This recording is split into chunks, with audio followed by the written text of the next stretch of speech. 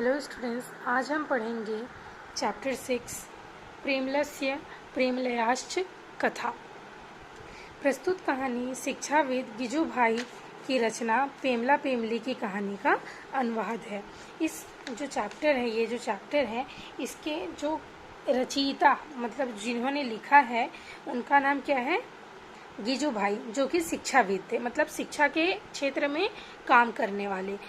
गुजरात के भावनगर के विद्यालय में पढ़ाते हुए उन्होंने बाल शिक्षण के क्षेत्र में अनेक प्रयोग किए।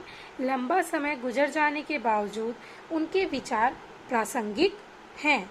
इस कहानी में एक महिला घरेलू काम को पूरा करने की अपनी पारंपरिक भूमिका को वाक चातुर्य से बदलने की कोशिश करती है। अब आते हैं हम इसके स्टोरी पे।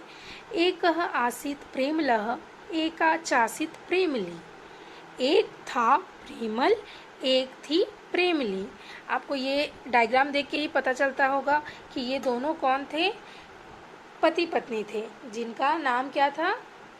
एक का नाम प्रेमल, एक का नाम प्रेमली। काष्ठछेदेन श्रान्तः प्रेमलः सायं काले गृहमागच्छत्।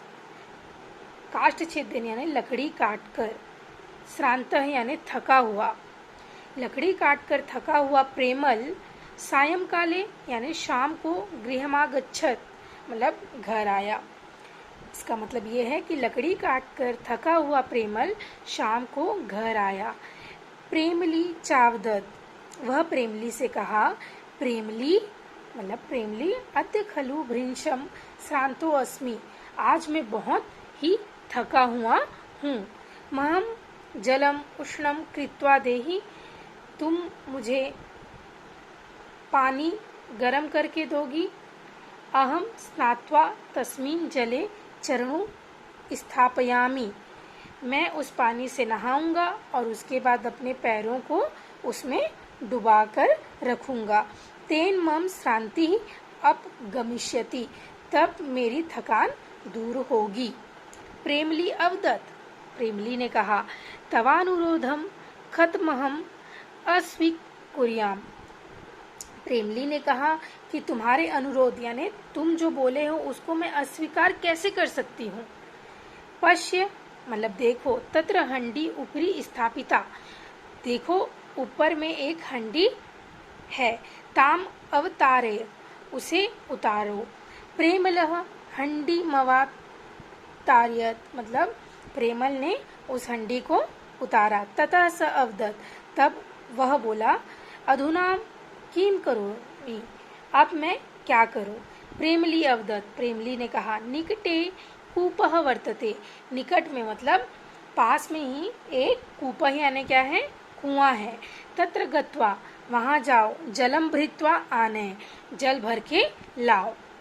प्रेमलः घटे जलम संपूर्य आगच्छत्, प्रेमल ने उस घड़े में जल भरकर आ गया। पुनः प्रेमलीम अपृच्छत इदानीम किम, फिर से उसने कहा कि अब मैं क्या करूं।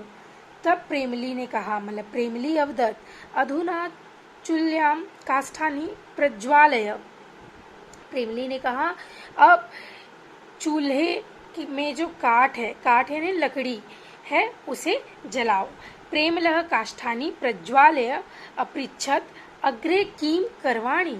प्रेमलः जो प्रेमल जो था वो लकड़ी को जलाकर पूछता है कि अब आगे मैं क्या करूं।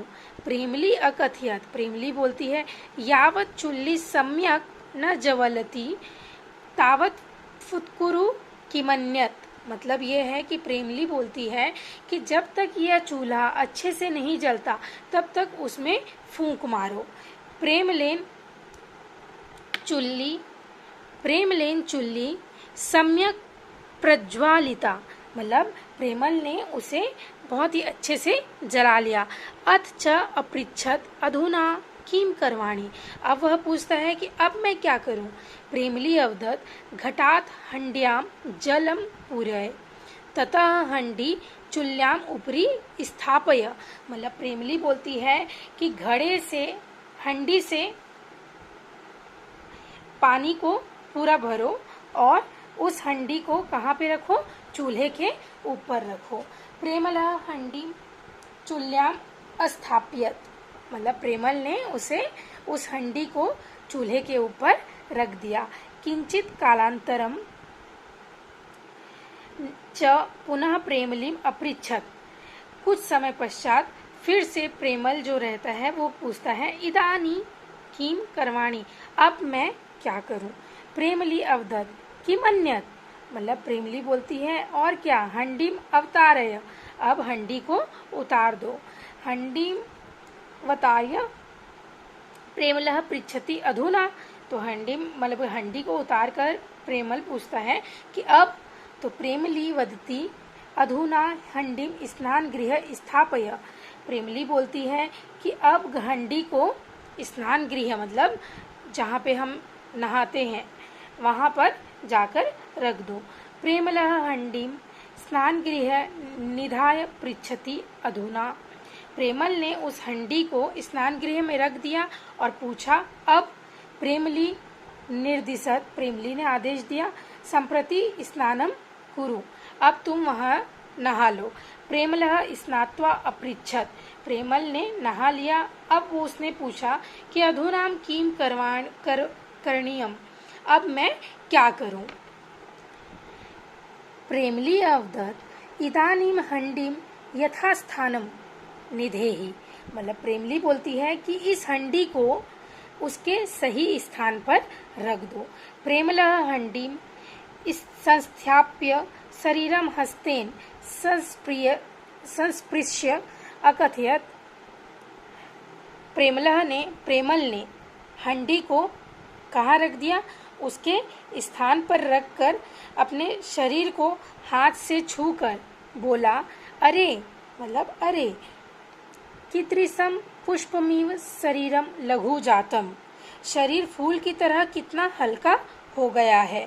यदि त्वं प्रतिदिनम एवमेव जलम उष्णम कृत्वा मह्यम ददासी तर्हि कियत् शोभनम भवेत्, मतलब है कि यदि तुम प्रतिदिन इसी तरह पानी गर्म करके मुझे दे दो तो कितना अच्छा होगा, मतलब कियत् शोभनम भवेत्, मतलब कितना अच्छा होगा।